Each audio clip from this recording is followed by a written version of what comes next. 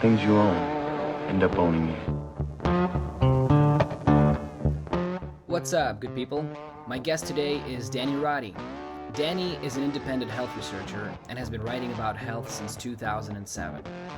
Danny has worked with many health and wellness coaches and doctors and has experimented on himself with many diets and many perspectives. He's very well known to those who follow the work of Dr. Ray Peat. In the podcast, we talk about what led Danny into taking his failing health into his own hands. We talk, of course, about Ray Peat and his ideas. We chat about thyroid and testosterone and just the current culture of health. It was a pleasure talking to Danny, and I hope you enjoyed this one. Thanks for listening. I'm curious why you started this. Yeah, why I started the podcast? Well, yeah, I feel like there's not a lot of, I've been in the fitness, whatever industry. I did kinesiology in college. So, I've been, and I did martial arts, before I was, in grade school. So I've kind of been in this world for a long time. And it seems like every year it's getting more retarded. Well, pardon my French, it's just going down to this different vibe, and they're creating their own certifications and nutrition coaching and all that, and it all just seems to miss the big mark. You know what I'm saying? It's they're just it's not the information out there right now. If you're an average person that just wants to figure out okay, how do I just eat healthy, whatever that means, right? Because if you to one person, eating healthy is keto diet. Another person, it's just eat whole, heart, healthy grains. You know what I'm saying? And it's just, so I think people need to get some information, and it's just hard to get good information out there, because all the information about health and wellness, it's all the fitness industry information stuff.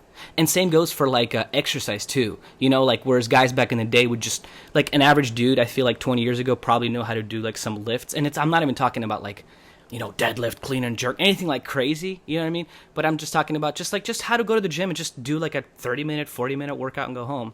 Whereas now, you go into the gym and people are doing these crazy fucking, exercises where it's why are you even doing that? And they're doing that because, they're just getting all their info from fitness people, fitness celebrities, and it's just so missing the mark. Well, again, your talk with Kyle, I really enjoyed it. And I think you're just coming from a place that's a valuable place that you don't see very often. You have to put me in this category of people that should always be skeptical of anything I say or do or whatever. Mm-hmm. But it's just these natural skeptical people trying to find out the truth. I try to categorize people in the health world into truthers or people that are trying to create empires. And yes. So when I saw you and Kyle, Kyle is clearly not interested in monetizing his information or anything. Yes. And so I really liked the conversation between you two, and I thought it was really excellent. I appreciate it, brother. Well, and that's why, people like Kyle and yourself are great to talk to, because again, you're not married to all these ideas. And you might be to some, but you're at least, I feel whenever I listen to an interview or you look at your work, it's always right now, this is what I think. And that's a great way of putting it, instead of you know what, the carnivore diet, it's what everybody did 100 years ago, so we should do it now, right? And it's just yeah. Well, I mean, that's something Ray writes a lot about, the authoritarianism, and it was something I knew I didn't like, but I never knew what that. By the way, are you recording? Yeah, we're just going for it, man. Do your thing. We're freeballing it. yeah. That authoritarianism, I've probably told this story 1,000 times, but I used to do a podcast with Chris Kresser. Uh-huh. Chris is a very smart guy, but I would put him on the side of the empire type of person, wanting to create an empire and lots of different supplements and tests and just very many different avenues of monetizing things, which is okay, I guess, Mm-hmm. But I had some experiences with him, of kind of top-down control of the podcast and stuff. And again, the way we would interact, there was something off with it, but I didn't know what it was, But mm-hmm. That authoritarianism, or I am the one that perceives the knowledge and then transmutes it through myself to you. I mm-hmm. hate that Mm-hmm. so much. And that's what I'm. Yeah. Sorry, go ahead, man. Uh-huh. No, I was going to keep rambling, but again, Ray focuses on that so much, and he lives it too. He's just a humble dude that's I think it works like this, and I could interject with my own experience, but like you might have a totally different experience, and so that's valuable. It's always a two-way street. It's not one person passing along information to another one. Exactly, man. And to bring it back to that, like, the fitness industry or whatever, nutrition industry, and that's what those industries are like creating, these things of like these groups, right? It's like you're the Chris Kresser guy, you're the paleo or whatever he calls it now, right? Because it started with like paleo, then it was like primal, and it was like carnivore. My God, just fuck, man. So yeah, people get so confused, and it's tough right now, and that's why I think it's like, it's great to chat to people like you said, like Ray and Kyle. It's just like open to interpretation, but at the same time, it's you have real experience with it, because like. In my journey of like being in like nutrition world, health world, whatever, you'd talk to people that are like, nah, you don't do the vegan diet. It's the worst. And you're like, okay, why? And then they'll tell you some shit. And then you're like, have you tried it? And they're like, no. And you're like, so you don't really know, And I'm not saying the vegan diet is the best or the worst, but I'm just saying like you, Kyle and Muniz, sounds like Ray, I've never personally talked to him, but sounds like you guys have had experience in these things. And I do think that stuff trumps a lot of the, because anybody can open up a book and read about it, right? But it's a completely whole other world when you like try it out and you figure it out. Then you really know what the fuck's going on. Yeah. So again, this is my journey and Kyle's really kind of mimic each other. But he actually he did the right thing to go into academia to actually really put a cohesive picture together. And so, I did. I don't remember when I did veganism. It must have been like around 2006 or 2007. So what's that? That's like what, 15 years ago, basically. Huh? Yeah. Okay. And like I used to work at Apple retail, and I was like a terror to be around. All I wanted to talk about, all I wanted to talk about was veganism and how like people were going to have heart attacks. But I had literally like no idea about physiology or why something would happen. And people would just avoid me, and I shrunk down. I'm not like the biggest dude in the world or anything, but I shrunk down to 120 pounds, which was like it's just light, total anorexia type. My family wanted to have like an intervention with me, Oh man! But that was really a vegetable focused diet, and so I wasn't like a junk food vegan. I really tried to like eat a lot of beans and vegetables and things like that, and so just doing that was just for myself, just a real bad experience. So I experienced like the lows of that. And then I think keto/paleo was on the rise at that time. There was like, there was a few different blogs, and like, this is a time when YouTube health like didn't even exist. I don't remember when YouTube came out, but it was a while later. Maybe 2008 or something. I don't know. At least there wasn't no nutrition shit out there yet. There was like, I think the first wave was like, do you remember a guy called Scooby? It's this like older gay dude in California that just works out all the time, and he's like in a Speedo.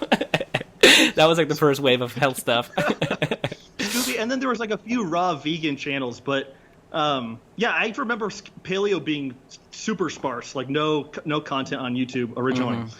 So anyways, I totally fail miserably on veganism. Then this paleo thing is up and coming, and Mark Sisson, his isn't the. I know he calls it primal, but that's not actually raw primal. It's more. Don't you fuck it up, Danny. If you say the wrong one, you're gonna get sued. I don't know. I think his thing is the primal. The primal diet? blueprint was his. Although he stole that from what's his name? Vonderplanets. Agenus, right? Vonderplanets.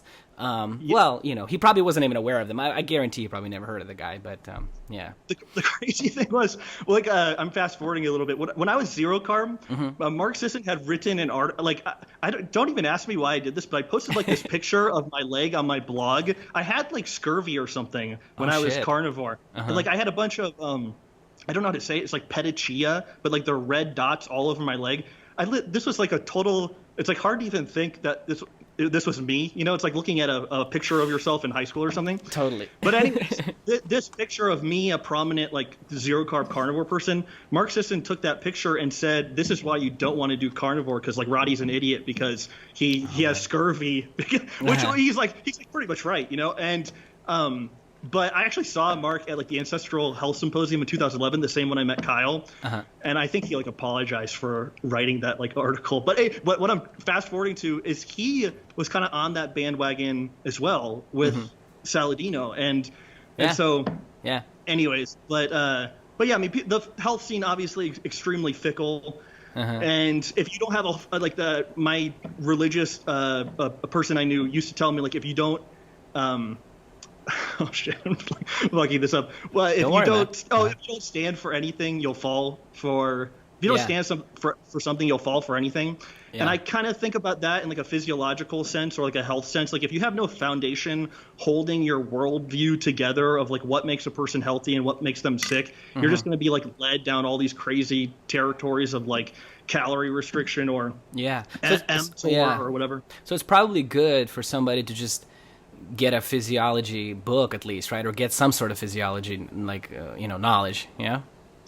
Totally, but to be honest, I think Ray does that with context, you know? And so that's kind of his thing is like talking about these like extremely complex hormonal interactions and then adding the history to it. And so I think people like send him messages saying they don't want the context, but that's like what Ray is all about, trying to like show how this idea originated and how it got went through the pharma industry and where it is now. Yeah, and I think it's important, and it's like, because also the other thing is like, because anybody can read a physiology book, it doesn't really mean you know what the fuck you're talking about, even if you learn that book, right? It's like you play music, I know, and you know what I'm saying? It's like you teach somebody how to play, and they can play the note or the chord even, but then you put them in the band. And you play with them. I'm sure you had this experience. And they fucking suck. They can't keep up. They're off rhythm. They don't really, they can't interact with the other band members, right? And that's what, separates, a great band. when you watch, I don't know, Red Hot Chili Peppers play live. And they're just all, they kind of have this connection. They look at each other. They know what the fuck's going on. And that's what separates that from, a really shitty band where it's this guy's playing this, and he's, a little bit faster than the drummer. The drummer is, in his own world. And, I think that's really important. So, like you said, it is important to have at least somebody until you get there to at least interpret it somewhat. And they may be wrong or they may be a little off course, but it's probably better to have somebody like that there for you. You're totally right. And this is there's a paper by a guy named I think Panda or something, but he talks about the art of medicine and kind of helping people overcome sickness and stuff is totally gone. And I think so-called science-based medicine is an effort to totally eliminate that kind of artistic approach. Yeah. But this cannot be understated. I really think a lot of people in the health space are really shitty artists, they don't have creative thinking of how a problem can manifest.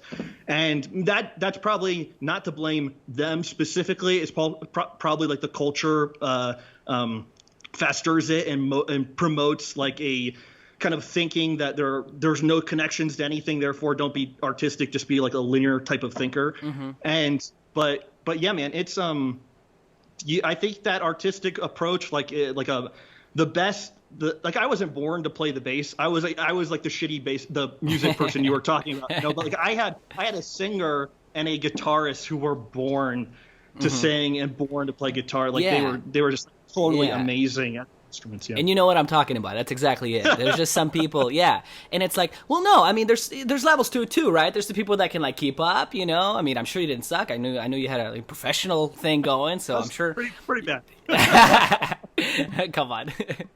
That's funny. But yeah, some people just kind of get it. And so that's why it's tough to have conversations with other people because, there are those kind of, what's the word? Poindexters that just kind of learn shit, right? And they know that they can definitely cite you 600 references for this particular thing they're talking about and that particular thing they're talking about. But then when it really comes to this big picture, they don't really understand it. And you can sense that. I just think for the average person, probably takes a lot of time to realize that, and that's how people fall into these kind of, like you said, somebody makes a, authority statement just trust me or whatever, vegans have the least heart attacks overall, done, and it's tough to argue with those people, Well, as you know, the more certainty you have, the more you are going to look like you the likelihood that you were going to look like a total fool in the future is like highly likely. And so again, not to keep talking about Paul Saladino, but like his kind of traversal through the health sphere is extremely interesting to me, you know? Yeah. And so kudos to him for changing his mind. He could just have like stuck to his guns and not changed anything. But he did take a lot of heat, like the Strong sisters too. They took whenever you change your mind about anything, you take a lot of heat. Oh yeah. And so let's give some people like some context. So Paul Saladino. So the first I've heard about him was that he was the carnivore guy. His tag on the Instagram is carnivore MD, right? It's so. And his whole thing was like, not just carnivore, it was like nose to tail carnivore. So it's cool, okay. And then I feel like... By the way, I think Denise Minger coined that like 10 years ago. Who? I think Denise Minger. Oh, yeah. We talked about it with Kyle. A long time ago. Yeah. So, well, there you go. So, and then recently, and I don't, I do look around and check and stuff, but I don't like, I'm not super into each carnivore world or whatever. But I was... recently found out that he's eating is it 100 grams of honey? Do you remember how much honey he's eating? I don't remember what the gram was. It was, I think he had a post on Instagram maybe that it was around 100 or so, but again, not to steal your thunder, but like he was the person saying there's no such thing as a essential carbohydrate. Like he said that on multiple interviews, and so So he was promoting this like super meat-based nutrition. That's all you need. We don't need vegetables. Every single vegetable sucks. We don't need fruit because what's the argument against fruit from the carnivore? Bag of sugar. Bag of sugar. Yeah. Oh, yeah. Okay, so bag of sugar. And then, he goes on and he says that he's eating like a shit ton of honey. Because we don't remember how much, but it was definitely a significant amount because I looked at some of the comments and they were like, holy hell, man, you're going to give yourself diabetes, blah, blah, blah. And and so he had a live stream going on his Instagram. And I joined in. It was just like, I just opened up my Instagram and I said, oh, cool. So he's getting questions asked.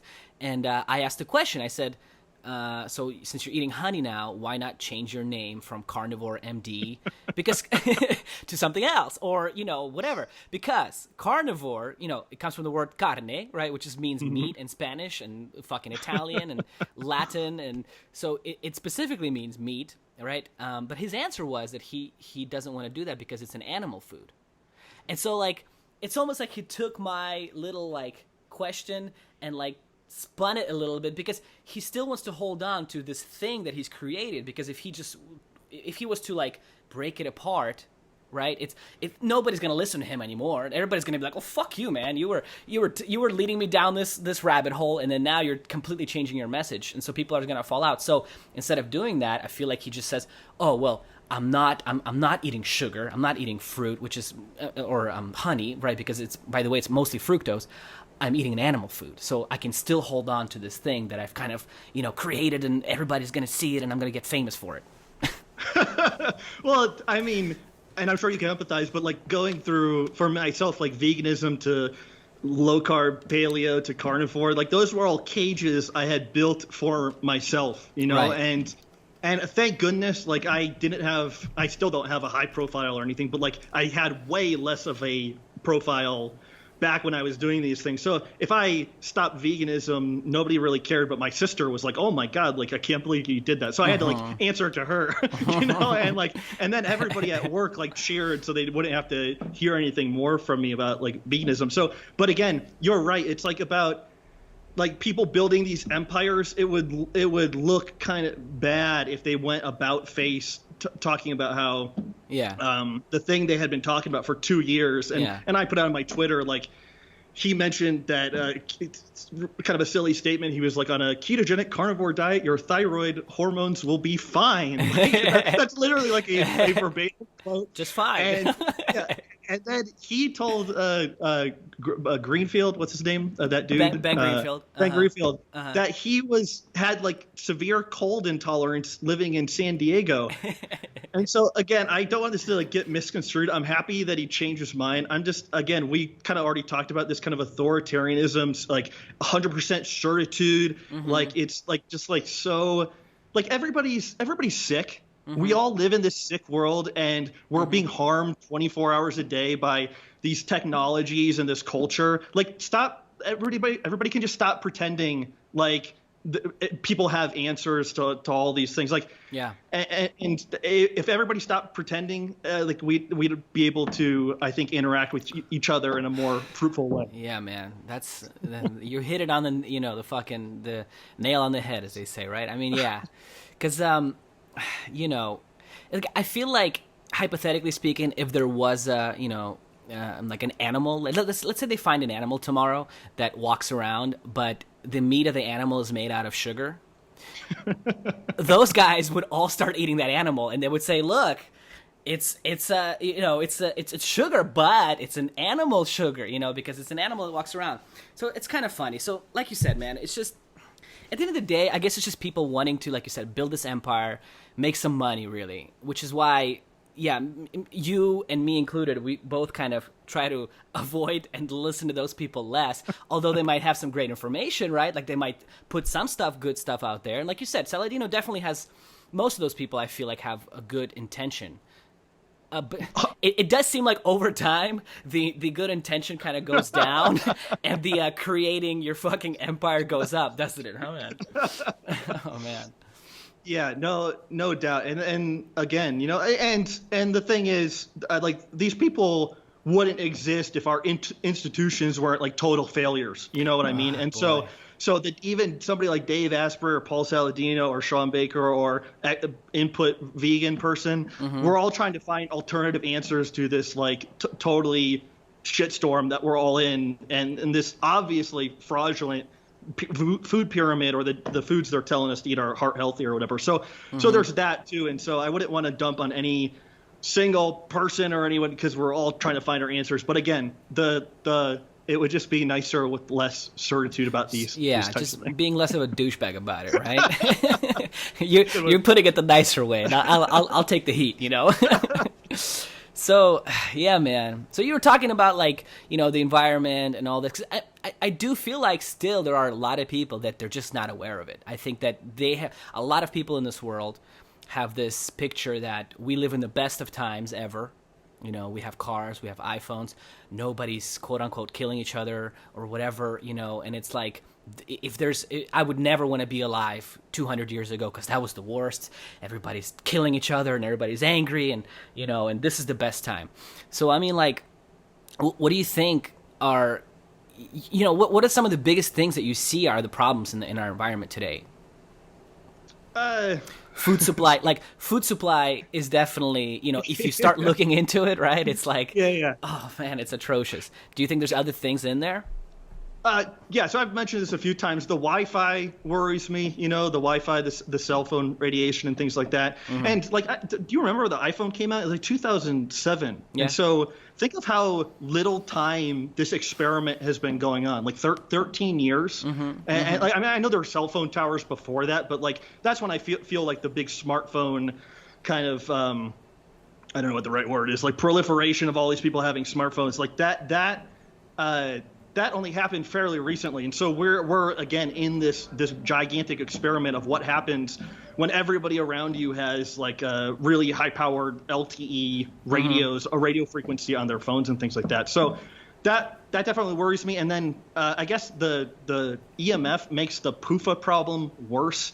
So there's a process in cells when the PUFA are there called lipid peroxidation, which Kyle could explain infinitely better than I could. But it's like you have a free hydrogen, and like a free radical will steal the electron off the unsaturated fat, and that will damage the mitochondria of cells. Like, nobody thinks lipid peroxidation is a good thing, but apparently the EMF intensifies that process. And so yeah, that's one bad thing. And then we could talk probably all day just about the culture. Like, there's something seriously wrong with like our cumulative culture, especially in the U.S. where I've like spent the most time. Yeah. But and I mean, I guess it's debatable of who created that and why.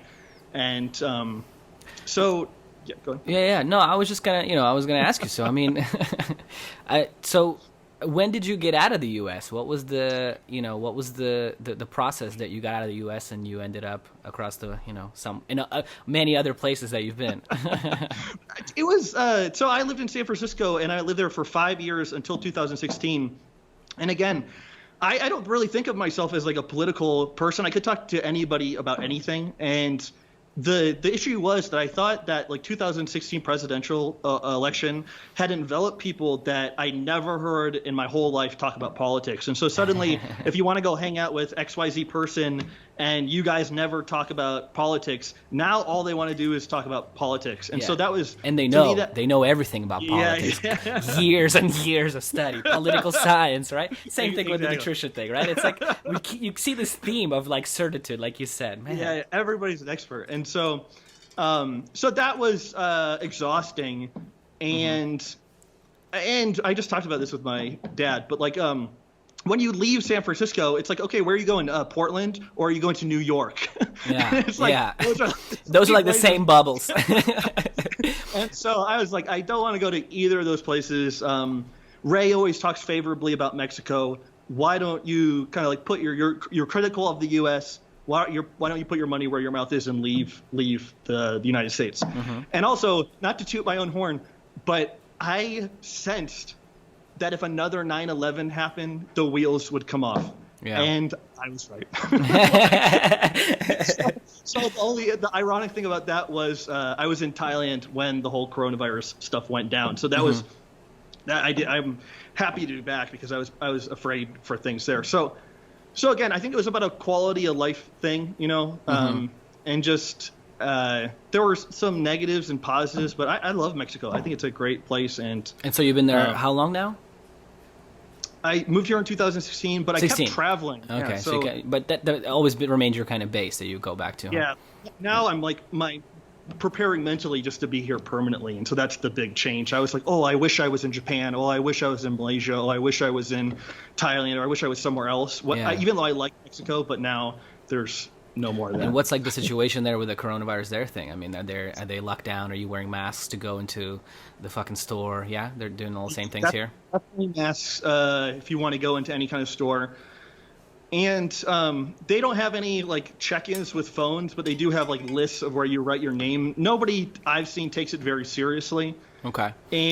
But I am in kind of like a gringo zone of Mexico, and so I imagine if you went to like a smaller town, I don't know what to expect, but I wouldn't expect what's going on here. Yeah, I was going to ask you about that because, you know, I'm Russian originally, right? So, you know, Russians, maybe Chinese people, well, a lot of other cultures, not only, you know, Russians and Chinese and Cubans and Mexicans. I feel like we share this thing of like, yeah, I don't really trust everything the government tells me. So like, you know, you know, I'm just going to, you know, do my own thing sometimes. No, of course not with everything, because some things, you know, of course they also had lockdowns in Russia and they were wearing masks.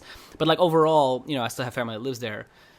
Overall, things are pretty much back to normal there right now. Some people are still, like you got to wear a mask sometimes here and there. But like, you know, it's not like it is here in LA where, you know, I still can't go to the gym.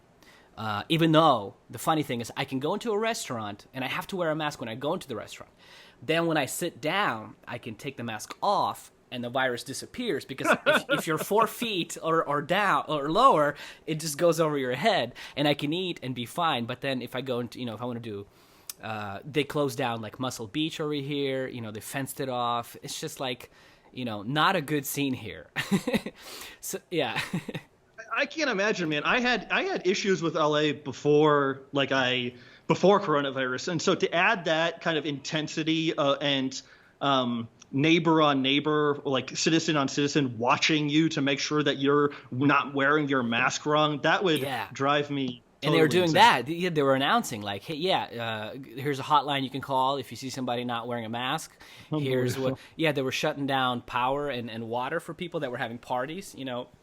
It's really, really strange shit. So I was going to say, you know, even though you are a gringo, but you're still there and you've been there for many years, so you do have a good sense of what Mexico's like. Do you feel like Mexicans are sort of like that, where they're like, okay, like I'm going to take this, you know, with as much seriousness as I want to. You know what I'm saying? I would suspect so, you know. So I would never the propaganda is strong, you know, and so but yeah, that's why I came here, because I think it's more of like the wild, wild west. And so there's good parts about that and bad parts about that. But I have like zero confidence in the U.S. like I've heard people tell me like, oh, if things get bad, like we'll fight back. Like I do not think so, like at all. Like again, that was largely formed by my experience in San Francisco. Like I just thought people were so do not think outside the narrative, and like just totally freaked me out. And it like they when you let them hang themselves, like you just ask questions about like their worldview, and then it would totally conflict with each other. Like the I don't know the not to get too deep into this, but like the idea that you should not have guns. You know, like I don't even care about this. It's like this is not something I'm passionate about or anything. But like a liberal person might say, oh, you should not have guns, but you should call the police if you are being attacked. But also the police are the one who are disproportionately killing like African American people. You know what I mean? Like their ideas. And then you got to defund the police because we don't need the police. But then it's like, wait, so when you need an emergency, how the fuck are you gonna call the police? Yeah, exactly. So again, I don't care about any of that, but I care about consistent ideas. Do you know what I mean? And like, and it was just like a buffet of bad, stupid ideas that people were being kind of force fed through the media and literature and entertainment. Reactional thinking, right? It's like this, bad, okay, boom. And that's kind of the same thing happening in like the medical industry, right? Like cholesterol high, statin, boom. Like no questions why. Could it be this? Could we do that? Could we what's the big picture here? Maybe if you take a year and just do some of these things, like maybe what'll happen, you know? Yeah, I mean, there's clearly no big picture in kind of medical science of what's driving health. And so to even ask that question is why I appreciate Ray. And he's pulling from kind of even bigger giants in the field like Albert St. George and Otto Warburg and people like that. So So yeah, you're totally right. So I wanted to like, I definitely want to talk about Ray and all that stuff. I just want to give like a little bit like of a background. I mean, what started you like, what started that you said it sounds like veganism was your first kind of big experimental diet. What started your kind of, inspiration to do that? Was it like were you always into fitness and stuff or wellness, whatever the fuck you want to call it these days, but you know what I'm saying? Yeah, no, this is like hard to think about my rationale for doing things, but I can kind of determine or pinpoint our whole idea was fake it until you make it. So we went on 2 European tours, like we funded them ourselves. And we thought that if we were touring Europe, that labels would notice that and be like, well, these guys have been a band for 1 year and they're touring Europe and they have this EP. Like we should go see what they're up to or whatever. That's smart though, man. It's fucking smart. Well, it actually worked. So well, yeah. But so we did a really like bare bones, like difficult, hard tour in the UK, and we drove around a bunch of places and slept on floors and stuff. And then we did it again. And I started just noticing my body kind of falling apart. And so I had like pretty intense anxiety and insomnia. Obviously my hair was falling out. I had lost like erections in the morning and things like that. So I just noticed some like oddities about my body. And so again, how old were you at this point? Sorry. In my early 20s, I think. So early 20s, you started having all these crazy symptoms, and you were just, I mean, that rock star life is fucking hard. It's crazy, right? That some people can handle it, right? But you rarely see people, that handle it well, right? They eventually everybody breaks down.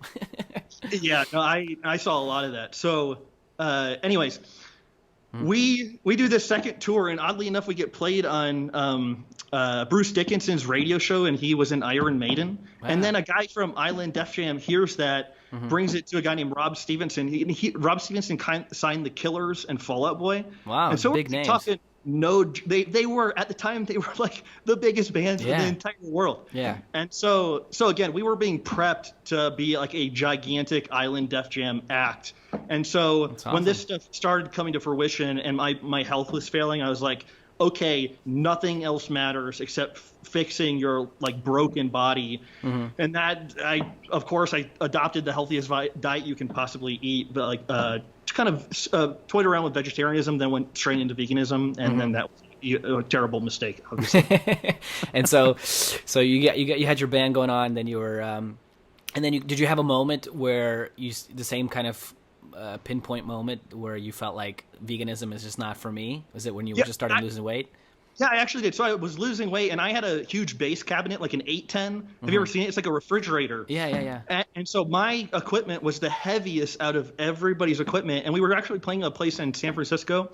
And normally I could pick up the 810 and move it myself. But I was so weak that I was pushing it through a club or something, and we had to like jump downstairs, and this like 810 like collapsed on me. Oh wow! And a bunch of people were watching, and it was clearly because I like was so weak that I couldn't even hold this 810. Oh man! And so that was kind of a realization that stuff was bad, and and so you immediately jumped to the complete other side, or was it or was it like a gradual process to become a carnivore meat zero carber? I mean, you might notice I'm pretty all or nothing type of individual, you know, and that was especially true for my younger self. And so, yeah, I think I knew about paleo and then was like, okay, if this veganism doesn't work, then clearly the paleo stuff will work. And so I think I included eggs in my diet and felt better immediately from doing that. And then again, I started to look at veganism negatively and kind of side with the paleo people. Like that's what we didn't talk about. But like there's a community aspect of all of this that can't be understated. Like people want to be a part of things, and so there's yeah. I was talking about that to a friend. It's like, does it really kind of come down to like nobody wants to be alone? Do you know what I mean? like it's so right, because it's like also people don't like it if you're like in their community and you mostly share their ideas, but then you say something like here's a perfect example these days. I don't think Trump's that bad. Like, try saying that in LA or in San Francisco, you will get your fucking head chewed off. You would get your head chewed off by the most compassionate, right, the most nicest people. And you know that it's like with like a vegan or vegetarian, right? It's like you ever done this experiment, like go into a vegan store and just like walk up to like the cashier and be like, "Hey, where's the bacon?" You know, like they will rip you a new one. You know, it's just like. It's tough for people. You're right. Like I think people want to really, really identify with something because it's not fun being alone in some things, right? I guess people just kind of feel uncomfortable being there. On the flip side, though, I think if a person gets healthier, they don't want instruction, and so I think. And this is not an argument for all like the individualistic, because that's like a kind of a bad part of the U.S. I think. But again, I think you want to try to like figure it out yourself, and I don't have any evidence to show you that that's the case. Right. But I strongly suspect that is well, true. Everybody says that. Yeah, everybody says that. Like, do what works for you. Like everybody throws that fucking thing around, right? Like well, what works for me might not work for you. But then you'll tell them like, well, I think you're doing this, and I think that might be causing you this problem, and then they just go no, you know, and it's like so you don't really, you know, like it's strange times, and I fully do agree with you though. I do think when people are healthy, I think they have a better reaction to sort of stuff like that, you know, because if it truly does work for you, I don't think you would ever get pissed about it, right? You're just like, yeah, you know, it works for me. Sorry. And like and so milk didn't, like when I got into Ray's work, obviously he's a big advocate of milk. Like milk didn't work for me, but I probably had like a bacterial intestinal overgrowth like in my intestine. So again, there's complicated things happening over a person's lifetime that can really take a toll on their bodies, you know, and that's why I think it's important to figure out a lot of this stuff because like you live in your body, you know how you perceive and what happens to your body when you eat X, Y, and Z. And so I've told people this, but like whenever I like coach somebody, you know, my primary way of making money is coaching. I take a kind of an arm length approach because I respect the development and journey of that person. You know, if they have a question, I definitely give them all the information that's in my head or notes or whatever about that specific question, but I understand that kind of development is very complicated and there's lots of different things going on in a person's life. For example, many people have told me like really traumatic things have happened to them like in childhood and stuff. And so I'd have to be a maniac psycho to think like, oh, if they'd only followed my advice about eating the lychees, they would be fine. Yeah, instead of just saying like you should eat, you know, quantity of this fucking macronutrient because this is what works for everybody. Yeah. Yeah, that's good, man. So yeah, so well, you brought up Ray. So you went to the the other full side of carnivore and all that, and how did you? What was the? Did you have a moment where you just kind of discovered Ray, or what happened? How'd you find out about the guy? I actually thought he was somebody else, and so I thought it was this guy named Brian Peskin, and Okay. he was like, I think that guy is like anti-fish oil, Okay. and so I like conflated the two, and I didn't really know who Ray was, but Matt Stone deserves a lot of credit. He was this guy that, do you know who he is? I do. I've read a couple of his books, although he seems to kind of have disappeared, huh? Do you know what happened to him?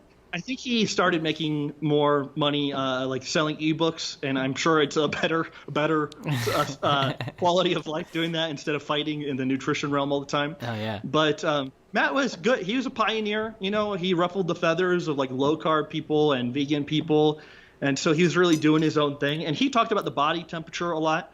Mm-hmm. And so for a long time, I didn't know who Ray was. And then I think Matt did a Ray May. Like he would talk about Ray's ideas, and Matt would try to debunk some of the things Ray was saying, but like I thought he wasn't doing an really good job. Uh-huh. And so again, that made me really interested in. But Ray was very fascinating to me because he was talking about body temperature and pulse rate, and those were things I kind of skipped over this. But those were things that majorly declined for me my second year of zero carb, and so that was my realization. Hey, the body temperature is actually important.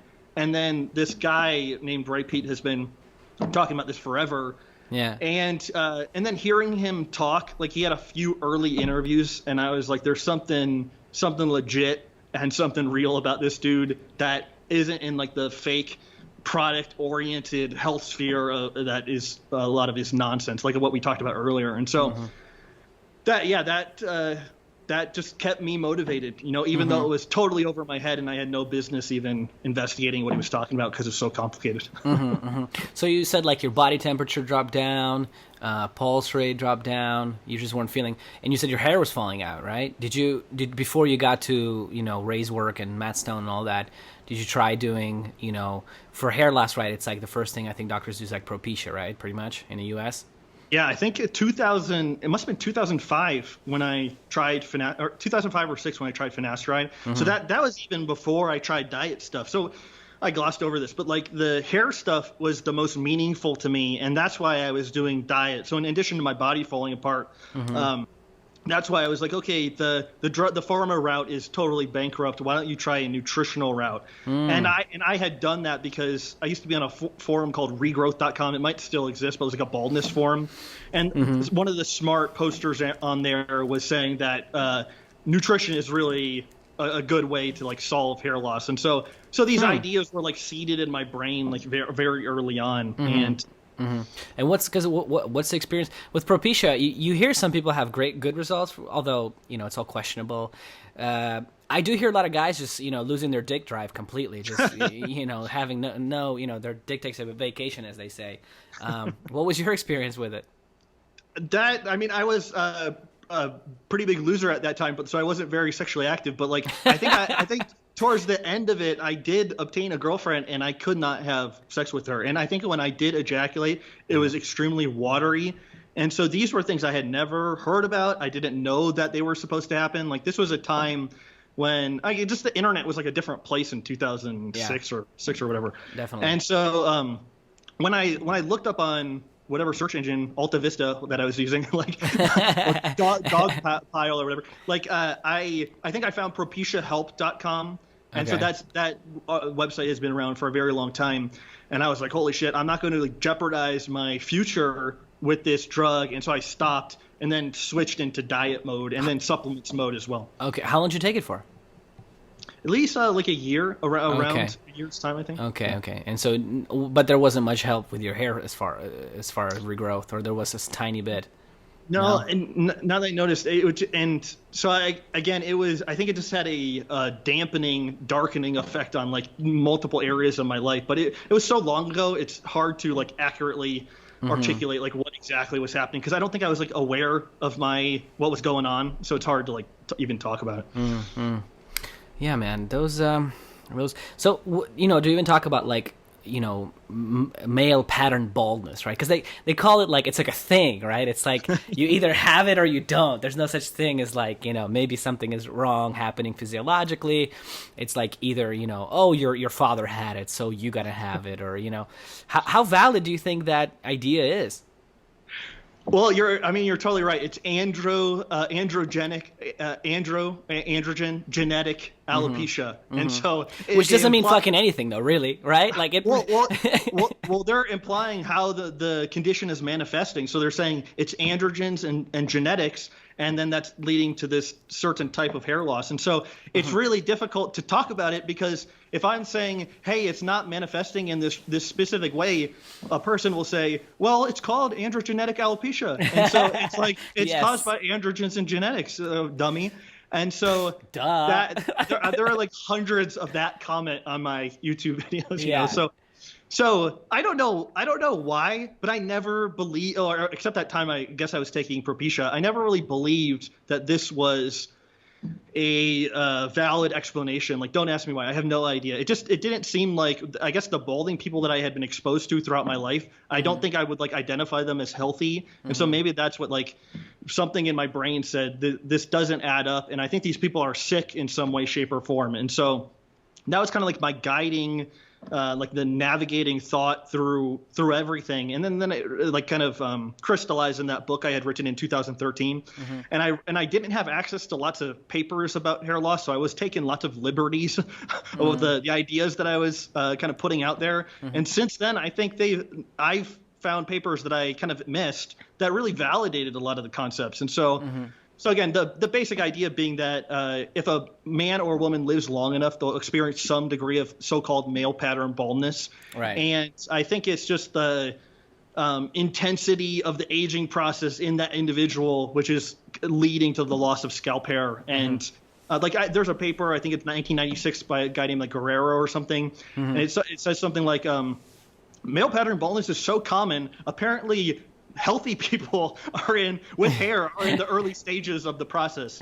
Yeah, and so, yeah. you said earlier, it's like extremely difficult to like pinpoint when this is when started. I mean, Right. You can identify it visually when it's starting, but it's just again, I think it's easier to think about as a manifestation of accumulation of stress over a long period of time, and just and stress and aging are probably just interchangeable terms.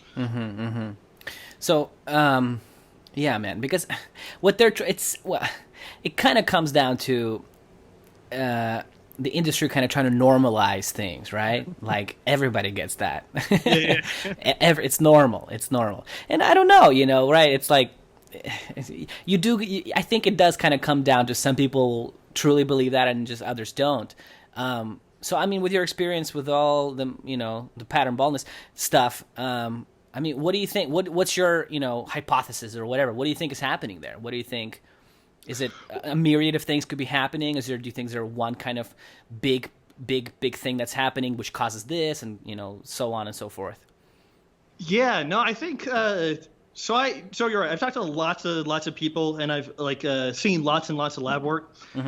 I think the thing that typically you could identify on like standard labs is like a higher level of TSH. A higher level of typically cholesterol, a higher level of prolactin, and there are papers which say that constellation is part of so-called androgenic alopecia. But I think this is just the kind of the MO of the person with the hypometabolism. And so I think when the thyroid is low, there's a corresponding increase in adrenaline, cortisol, prolactin, aldosterone, serotonin, and these things. And some of those have been actually studied in relation to pattern baldness, and some of them have direct effects on the hair follicle, switching it into the catagen phase and turning off the anagen, the growth phase, into catagen and then telogen. And so, like everybody knows stress causes hair loss. It's like that's not. Yeah, well, it's documented, right? You can definitely find papers, right? You can definitely talk to. But I mean, like if you were just talking not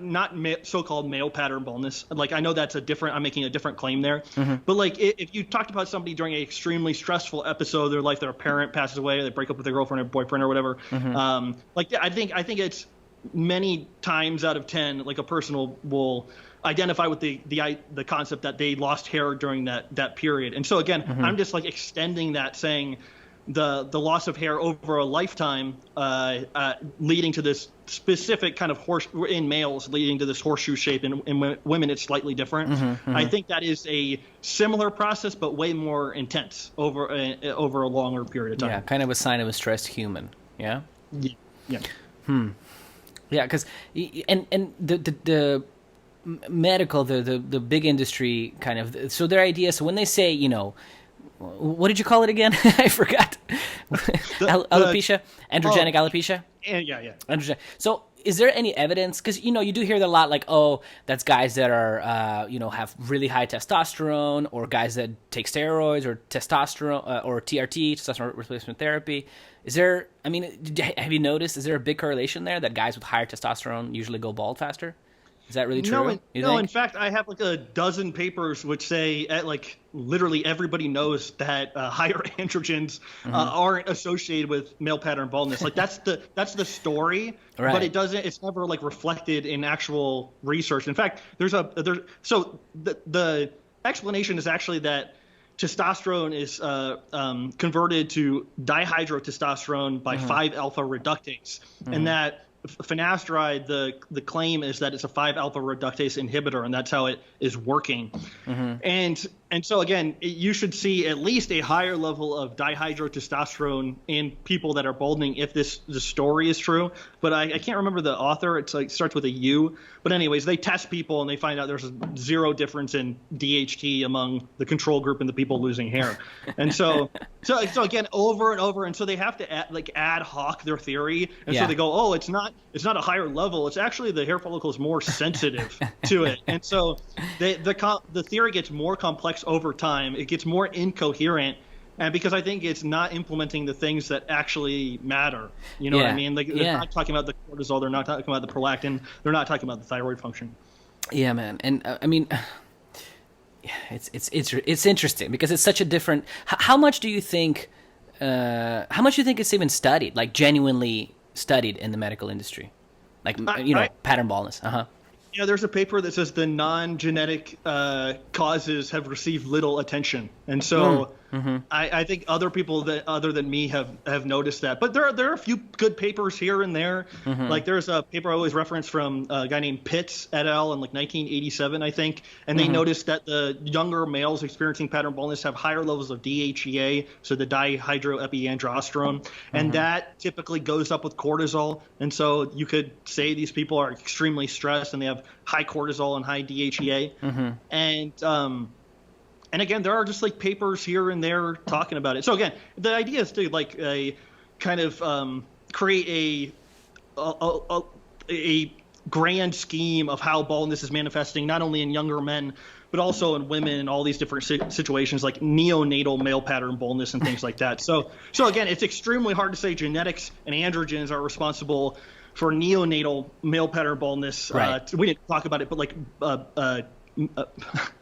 men, boys and girls, upon being birthed, lose their hair in a typical male pattern baldness fashion. And then that's interesting. Regain their hair like a year or two later. Have you ever seen like a bald baby with a horseshoe? Yeah, that's true. Like I didn't know there's a term for it.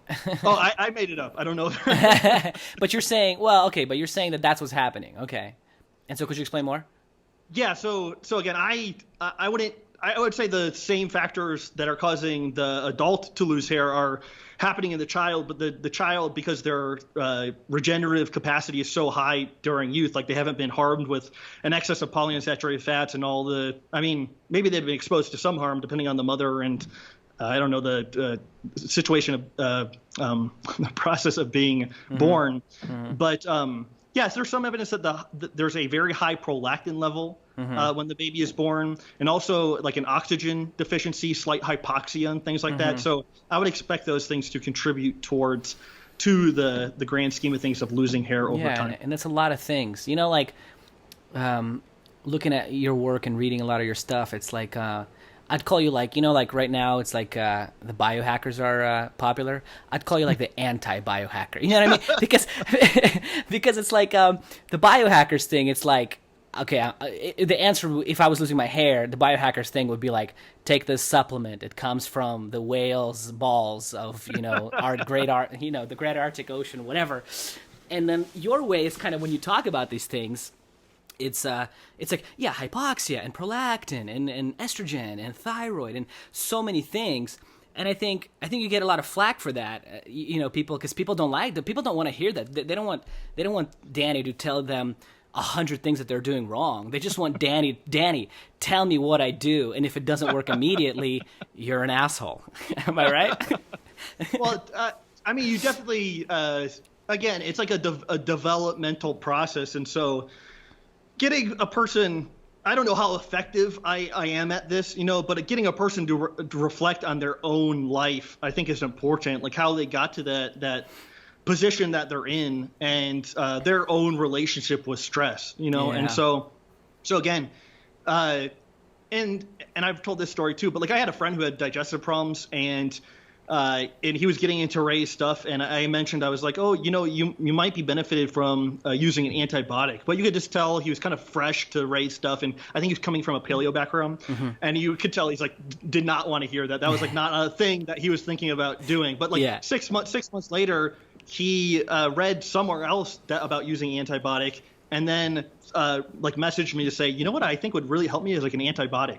And so it's like people go through their own process of figuring out what would be useful to them. Yeah. And like in obtaining information that makes sense, and again, like we talked about earlier, that's like coherent. I think that is extremely rare. And so again, this is something, I'm obviously very biased, but I think Ray has put together I don't know, it's like this map of the body, and you can use it. It's not finished, but you can use it, and you can hopefully solve some problems. But again, it's like I hate to sound so lame, but it's like a personal journey of exploration. No, man, I don't think it's lame. I think that's the right way of putting it, because it's also really good. It's really important for people to be open to, like you said, growing, and everybody says that, every biohacker, whatever, personal growth books that you get, it's always like, yeah, people talk about these things, right? Like, I'm open to growing and I'm open to learning, but like sometimes they're not because they just want to stick to that thing, right? And like you said, and I've been there too, where it's like, 5 years ago this idea was so foreign for me, but this happened, and then this happened, and this happened, and now I'm in this situation, and now it doesn't feel that foreign, and like that's okay. Like, but I think a lot of people just kind of, like you said, whether it be androgenic alopecia, okay, that's it, that I called it that. Like, in 5 years it's still going to be androgenic alopecia. It's not going to be even if I get more information, I'm still going to stick to my guns, right? I'm not going to like even be open to this thing that, oh well, maybe I wasn't ready for it 5 years ago, and like that's totally okay. Which is, I think that's the vibe that I get from Ray's stuff, is like, sometimes he'll give people advice on some of those old recordings, right, from like the radio shows, and you can just kind of tell that he's just like giving them advice, and the person is like, no, I don't want to eat cheese, and he's like, well, okay, how about milk? He's just like, he's trying to get them in the right direction, and people kind of want to hear that, like, give me the thing, and if it's not it, I don't want it. Fuck you, right? Dude, thank you for saying that. That was made a big impression on me. So somebody did call in, and they were like, "What about sources of calcium?" And Ray's like, "Oh, milk and cheese are the best." And the person was like, "Oh, I'm a vegan. I don't eat those." And he would be like, kale and spinach, and the person would be like, "I hate kale and spinach." And be like, okay, or I'm sorry, I reversed the order, but like maybe eggshells, and then the person said they were vegan, and then kale and spinach was the last one. And so again, it's like descending order of like the most optimal to like least optimal. But again, he's meeting the person where they are, instead of being like, well, if you don't eat milk and cheese, you're screwed, and you're never going to get better. You know what I mean? It's just like this incremental, just baby steps. It takes time. If people really have to be open to changing their own mind, and they're just not sometimes, right? And that's okay, but it's probably a good idea. Well, I think it's a physiological thing. I think it say somebody has digestive problems, they implement the carrot, and they have more real biological energy for a grander perception of things, and then they're able to question and see what's going on. And so I think it, not to sound corny or anything, but I think it is your physiology allowing different things to fall into place and things like that. That's one kind of thing I wanted to bring up to you. I think that's the other problem with the state of nutrition and fitness industries is like, it seems like everything is targeted at you having a six-pack. And if you have a six-pack, you're golden, you're healthy, you're good. That diet must work, and you must be on it, right?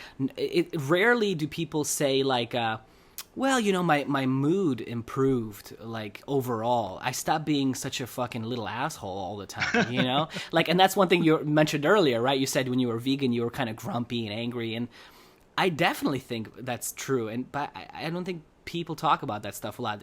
To a lot of people, health is like, health equals six-pack, or just being lean, or being muscular, right? Yeah. Through this whole thing, I think I've learned that there are some things worse than not having your like dream body. You know what I mean? And so again, I think a percentage of the people I'm talking to, I'm like trying to convince them not to kill themselves. You know what I mean? Yeah. And so it's just like, I realize that is a huge part about the health world, like getting this Adonis physique if you're a man or whatever. Mm-hmm. But that's never the angle that has been like the motivating driver for me, know? And so, and then for what it's worth, I've talked to people that did have near perfect physiques, like in San Francisco and then online too. And like some of these people have like really serious like problems, you know what I mean? And so it's just like, I think is misnomer the right word? It's like to think that somebody is like, okay, just because they have a six pack or whatever, I think is just wildly inaccurate. And so yeah, because early on in those early 2000s, that like that big quote was like, if you don't wear it, don't share it. It was all like focused on like, if you look fucking good, you're good. That's it. Listen to me. But then and because looking back too, and I've been in that headspace too, though, honestly, because sometimes you look at a person and they don't look impressive. You think like, well, I'm healthier than them, obviously. But like, nowadays I'm starting to change my mind a lot about that, where I'm like, because because you rarely see like, people who are in their, I don't know, 70s, 80s, where they're, they have a six pack. Most of them are just chilling. They look normal, but the healthy ones are always in a good mood, and it's like other things you can judge them on, I think. That's the thing, like broadening the scope of what is and isn't healthy. So again, this goes back to my time in San Francisco. It's like you are hanging out with somebody, but they are so rigid in their point of view and cannot have a conversation with you about like anything. You know what I mean? And so I would not really consider that a amazing metric of health. I think, and sometimes that's like a social, like that, we didn't really talk about it, like the high serotonin or whatever, that can be from like digestive problems. And so that you can't always tell what a person happening in a person's intestines when you're just like meeting them for the first time or whatever. Yeah. So, and I've had lots of things like that of like knowing people for a long time, and because I'm the health person, them saying, hey, my libido is totally gone, or my digestion is totally terrible, or something like that. And so it just like eliminates the facade that everybody's doing well except me. You know what I mean? And it's like, oh, I gotta get my shit together. It's like, no, everybody's being harmed and everybody's sick in some way, but it's just depends on how you're describing sickness or whatever. Yeah, it's probably also, again, it's like, and when they come to you and tell you my libido is bad, and you give them advice, I think a lot of times people try that advice for 2 or 3 days, and then they're like, doesn't work. You know what I mean? Or like you say, do this, and then they say, I started doing that, and I gained 5 pounds. And I think people have to be like very wary of like, okay, that's just one metric. Okay, maybe you did get some. Maybe you did start eating more sugar or whatever, fruits, and you did gain 5 pounds. Now, here's the question: is that the only metric that you're measuring your health by, right? Like, but what about your mood? What about your sleep? What about your sex drive? Right, all this stuff. It's like, why don't you look at all those other things? Because again, people were so brainwashed into just being fucking focused on the body. That's what I'm saying. That's why I'm starting to like completely peel away from that fitness industry stuff, because again, so I'm just like you, man. I've worked with them and I work around them. These people who Look great, man. Look great. First of all, the ones that really look good, they're 99.9 times out of 10, percent, whatever, 9 times out of 10, they're on steroids, they're doing testosterone. Trust me, it's prevalent. Everybody's doing it.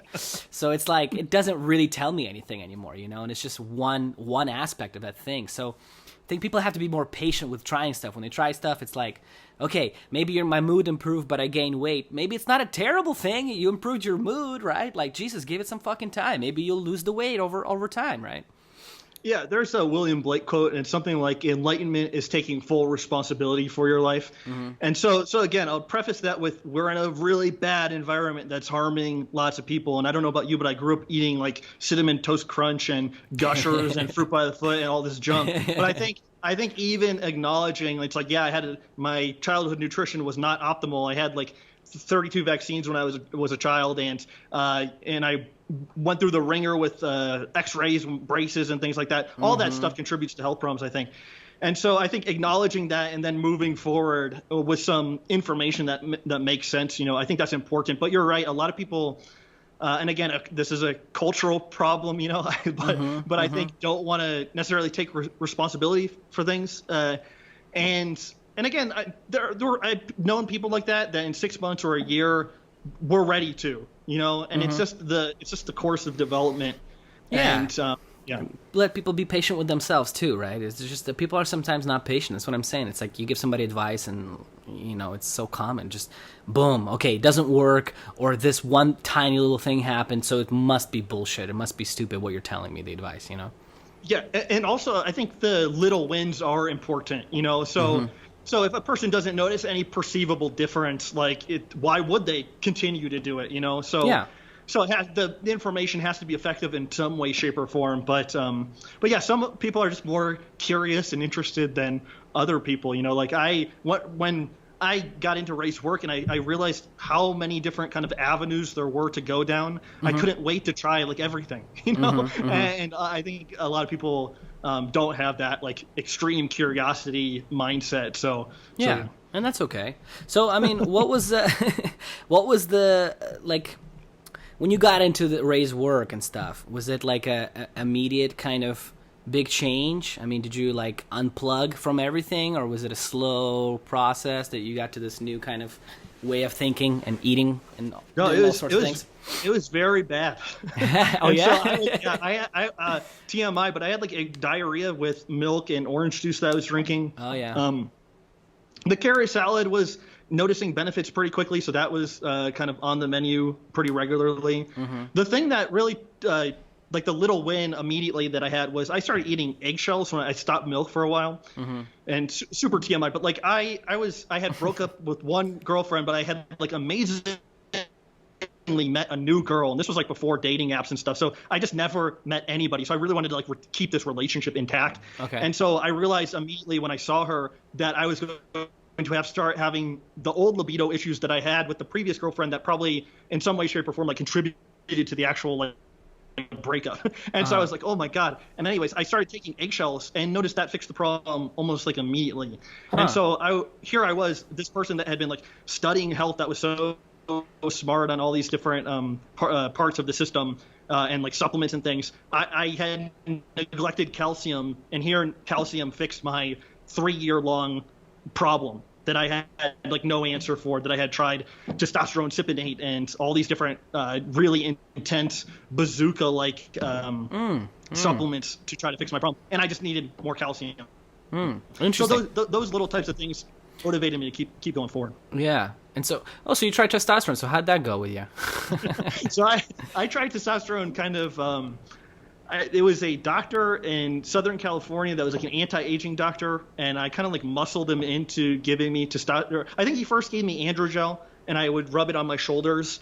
Okay. And then I realized all the guys on the bodybuilding forums were doing testosterone cypionate, and so I tried that. I think he gave me 50 milligrams of DHEA twice a day, which is like a monstrous. That's a fucking dose, my man. Yes. So, DHEA, and I don't think I was like on an aromatase, or maybe I convinced him to give me like a Remedex or something later or something. But I felt you pulled that from all the steroid kind of forums right away, huh? You got a Remedex, didn't you? You son of a bitch. Yeah, I was. We didn't really talk about this, but I was like fascinated with steroid forms. Oh, and so okay. like people recovering from steroids, like All Things Male, Mind and Mesomorphosis was one of them. There were a bunch of other ones I forgot. But yeah, I noticed almost nothing. If anything, I probably felt worse. And one time I was probably suicidal. And Wow. so I think it did a number on my psyche. I think it was being converted to estrogen. Interesting, because a lot of people are in TRT these days. It's ramping up. It's huge. There's clinics everywhere. That you don't even have to go to your doctor. You just go to these. Especially in California and Florida, places like that. You just go to these natural health people, and they just give you TRT. Like there's no problem. I was interested when you were talking to Kyle that you could like identify the differences. Maybe was it the lats or something? Yeah. Like you can definitely see it. Trying it out. And again, I have experience with it. I tried it. So yeah, you're definitely your delts pop out more and your traps too. But it's just it's definitely it's just a look. That when you pull out that Men's Health magazine, that guy that's just super dry and you see every vein, and he's shredded. Listen, my man. He's on steroids. Okay, I mean, and also but the big thing, it's like, because when you say that, people immediately like, you're just being a hater. The Rock is natural, like, are you fucking crazy out of your, I'm not saying The Rock doesn't wake up at 5 a.m. and travels to whatever he fucking travels to and gets his cardio in. I know he's a hard worker. I'm not denying that he's a hard worker, but I am going to tell you that he's on steroids. And because these unachievable looks, they're unachievable, with natural causes. Unless if you have the best genetics, some guys do look pretty good, but there's just still a look that, it's different. I talked to a few people taking testosterone, and the thing that seemed noticeable was real hyperactivity. Yeah. And so I would, some of them I saw their blood work, but it seemed like I wonder how much of that was being converted to estrogen. Probably a lot, because Ray thinks 4 milligrams of testosterone is how much like a muscular young man makes. Wow. And that's a that's lot. So little compared to 100 or 200 every few days. That's I don't know what the fat is now, but I think 100 or 200 is how much I was taking. It's 100 a week. Yeah, it depends on the form. Cypionate, ethionate, or whatever. All these forms that they have now. But that's not what those big boys are taking. Some of those guys are taking a gram. Some of them. No, seriously, some of them are taking a lot. So yeah, man, it's crazy times. So if you have a client that comes to you and he wants to try TRT, you probably wouldn't recommend it as the first thing, huh? I try to talk somebody out of it, I think. But again, we didn't really talk about it. With thyroid, it has a long history of being connected to so-called hypogonadism or low testosterone. And so that should be explored, I think. That's a more physiological starting place, I think, and is a more fruitful starting place than going immediately to testosterone. And so it's kind of criminal that these doctors prescribing testosterone to the people that just want to feel better, not like the people that have some aesthetic to keep or something. Right. Like the fact that they're getting testosterone, I know it's common to feel better within the first few months or days or whatever, but I think it's a little bit I don't know, idiotic that they immediately go on testosterone. Like they almost certainly have thyroid problems. Yeah. Do you think they could cause some just taking testosterone? What kind of problems do you think it can cause if you're taking too much or just too often? That's a good question. I'm not super intimately aware of the side effects. There obviously are some, but I think that conversion to estrogen would be the biggest issue. Like you just take I think I have a paper that said like 30 or 40% of it was converted to estrogen. And so, nobody wants to increase their estrogen, and that's, I think, under stress, like a hypogonadal person is likely under has a proportionally greater amount of metabolic stress, and so putting testosterone into that system, I think it's likely to aromatize, and so So if you're like using testosterone, then you have to use like an AI or like an aromatase inhibitor too. Like that seems, I don't know, like a slippery slope. You're playing this game, right? Yeah, like they do with statins or whatever, right? You're just taking this one little bit and you're just throwing it in there. Let's raise that up, but what the fuck else is happening? Yeah, I don't know. I had kind of, I never went crazy with it or anything, but just over the years, have you ever heard of Charles Poliquin? You ever heard of? He's like yeah. So he passed away, and he was obviously on steroids, on TRT. I'm sure he was just using TRT. He had some heart problems, and then recently another guy who's John Meadows, who's a pretty famous guy in the bodybuilding world, had a heart attack. He's good. He didn't die, but so it got me thinking about all this stuff. I'm like, I don't know, and also, man, when you're in your 50s, what the fuck do you want to look like that anyways for, right? Like, come on. it's I guess, like you said, man, there's just this like levels of like bullshit that we've built up on ourselves that it's like my perfect aesthetic is Rich Piana, I think. He's natural though. Yeah, it's another guy that died, right? Oh my God, rest in peace. R.I.P. R.I.P. Yeah, peace be with him. So race stuff. A lot of times. First of all, I want to say this. I think there's a lot of people that I want to give you credit, man, because a lot of people these days, and I'm not like super deep rape Peter, you know what I'm saying? Like you've got you and Kyle have been on all that stuff much longer than me, but just from what I see nowadays happening on Instagram and all that world, I see a lot of people like using his stuff, basically plagiarizing his shit and never giving him credit. And kind of passing it on as their own work, like, this is why, and it's like, this is directly from Rape's website. Like, you even posted the same references, but then they'll say something like sourdough bread is good, and to kind of make themselves seem like they created their own thing, like it's like they didn't just plagiarize this man's work and then just kind of and they never mention anything about him or never give him credit. And I want to give you credit because, like I said, wherever I see you talking in your writings, you always giving him credit. I think you're like the one guy that's like, you don't just pass this work on as yourselves only, although you do a lot of your own research and you have great articles on your website and all that stuff. But it's just, I think it's important that you do that. I talked to somebody. I did things that I think are unconscionable early on, and so I think I was more like the people that you're talking about. I think I was like, I have this information, it's like hidden, and so therefore I am now like a purveyor of this information, and I'm going to tell everybody about it. And so I very much had like this authoritarian approach to telling people what to do, and like wanting to be that Chris Kresser type of authority. Like that's what I wanted, and then again, over time, identifying that behavior as like extremely problematic and probably tightly associated with my own physiology, I think you step away from it. But man, I will die a happy person if I turn people on to Ray. Mm-hmm. I take zero credit for like anything health related or physiology related that I've really ever done. It's always been massively inspired by him. Yeah.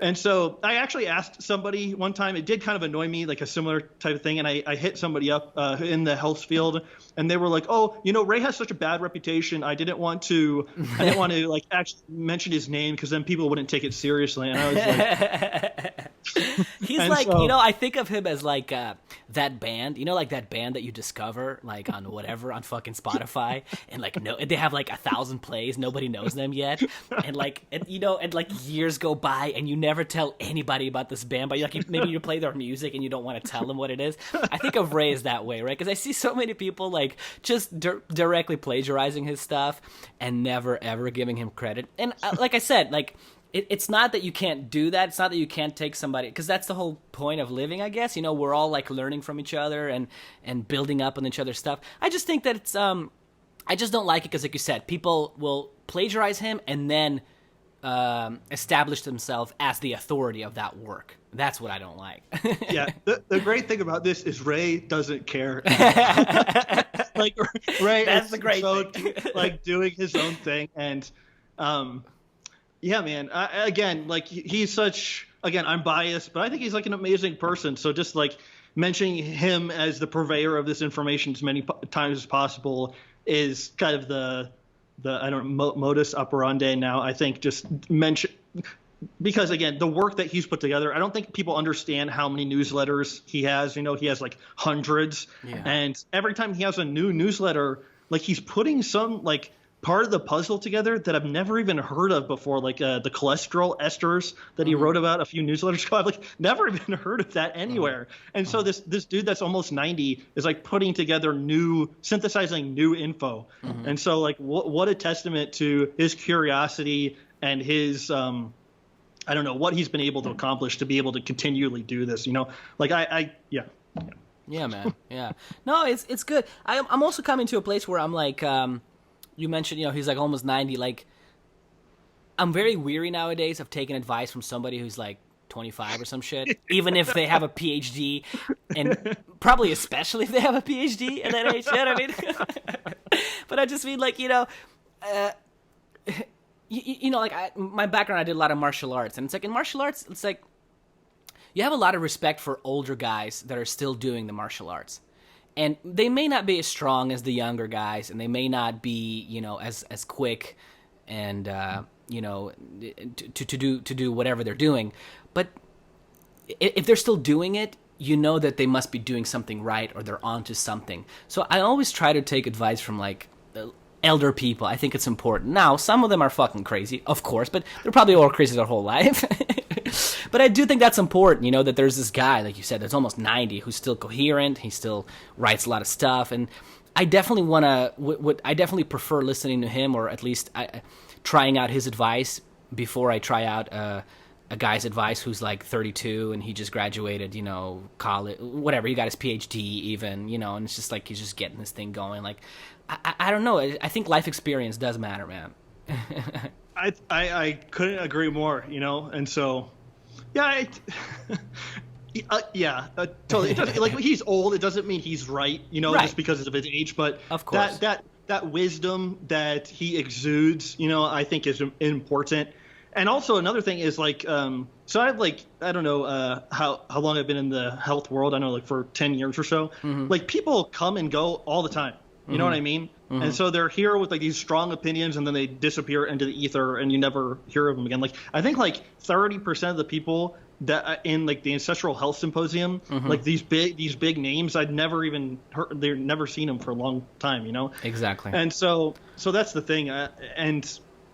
And again, you know, Ray maintaining that passion, I think is just something that not a lot of people do, you know, and to continually work on different aspects of the system and stuff. I think. Yeah, and like I've read some of his older books, and it's like some stuff is a little different.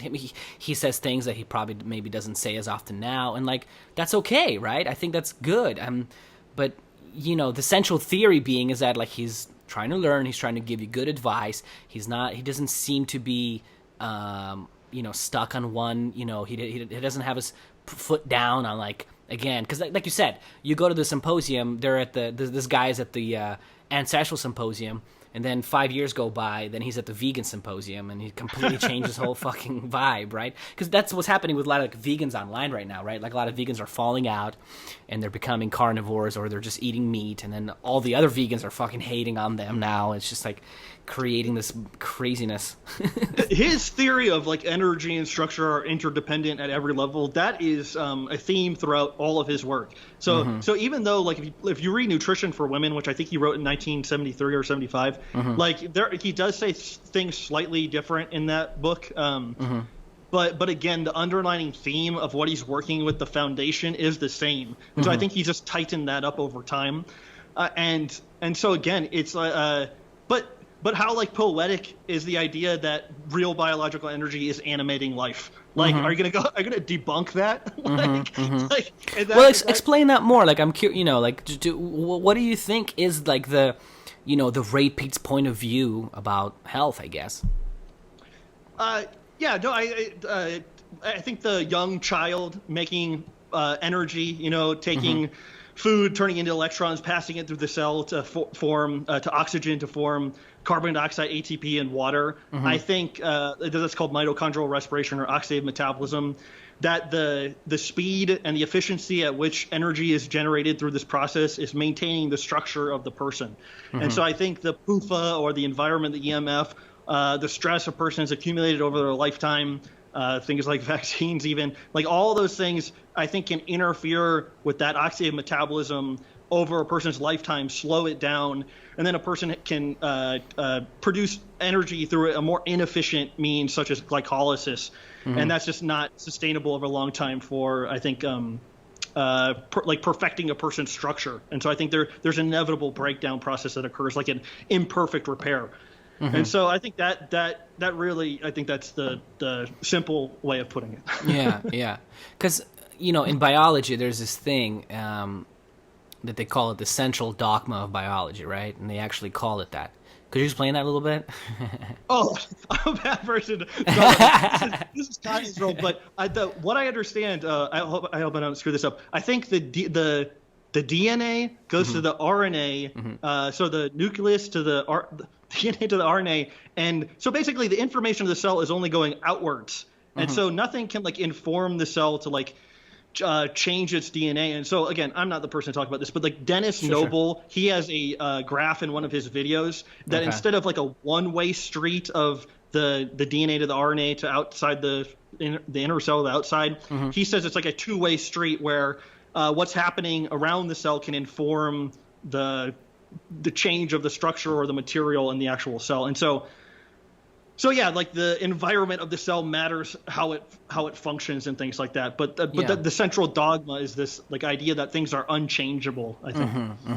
Yeah, because that's what I guess that's what I'm pointing at more. Is just like that, and it's funny that they actually call it the central dogma, right? It's exactly, if you look it up in a biology book, I don't know if people know it. Yeah, that's actually what it's referred to as. So it's interesting, and so I guess Ray's work would be so you're basically I guess the hypothesis is emulating youth, right? Is that kind of the idea, the central idea, would you say? I think that's a really great way to put it. So if you measure a healthy 5 or 10-year-old, you're going to notice they have a high pulse rate and a high underarm temperature. And so I think I have a reference that I posted on my Twitter or whatever, but it said that when a newborn baby has a pulse rate of 140, and then by the person's 12 years old, it's dropped to 85. And so I think this is the free fall of the person's metabolic rate over their lifetime. So it goes from 140 to 85.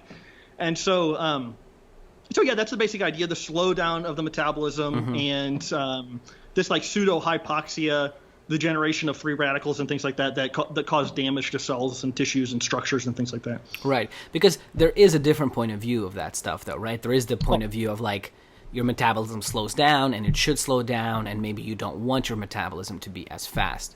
Now, have you found any papers or any, I don't know, groups of people that have that thinking that it and that it works for them, that they have a slow, maybe they eat less and less and less as they get older, and it still works for them, and they have good health outcomes and stuff? There's a paper, it's on rodents, but it's by a guy named Speakman, and I think it's called Living Fast, Dying When. And so they compare the two models, the rate of living theory, and then I think it's called something uncoupled and surviving, I think is what they call it. But anyway, it's very Ray Pete-ish, so speeding up the metabolism rather than slowing it down. And they say many things in that paper that jives with what Ray is saying, that they thought that speeding it up would increase the generation of free radicals, but it actually decreased it.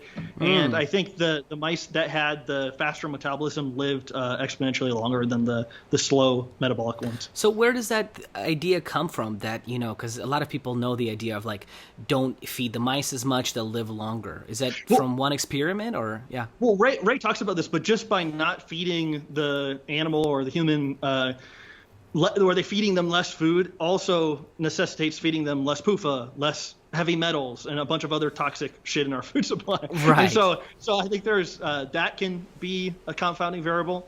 What was your question? Yeah, I was just wondering, so where does that come from? That because like I said, a lot of people think that in some way it makes sense, right? Like eat less, you'll be burdening your digestive system less, right? It won't be always working. Maybe, you know, it's like a car. Just leave it alone sometimes. Don't let it kind of burn out, I guess. Oh, I think Raymond Pearl is the guy that's responsible. So I think he coined the rate of living theory to slow things down to live longer. So I kind of feel like rather than talking about this like theoretically, like I kind of feel like I experienced that, especially while veganism being so cold. Yeah. And so I was like the poster boy for like just a slow metabolism. And so I think there are so many side effects to that way of living or believing those types of things that it's hard to imagine anybody even want to live a long time feeling like that, you know? Yeah. And so again, I think the childhood metabolism, old metabolism is like the best example, because if you have a healthy 10-year-old, you really think slowing down their metabolism is going to make them healthier? No, it's like the difference between old age and this youth is this change in metabolism. And so it's interesting, you know, just thinking about it, right? Because like, you know, nowadays I'm seeing so many parents like with their kids, like their kids want food and give them sugar, and it seems like the kids that are the parents that are trying to emulate like the adults' diets,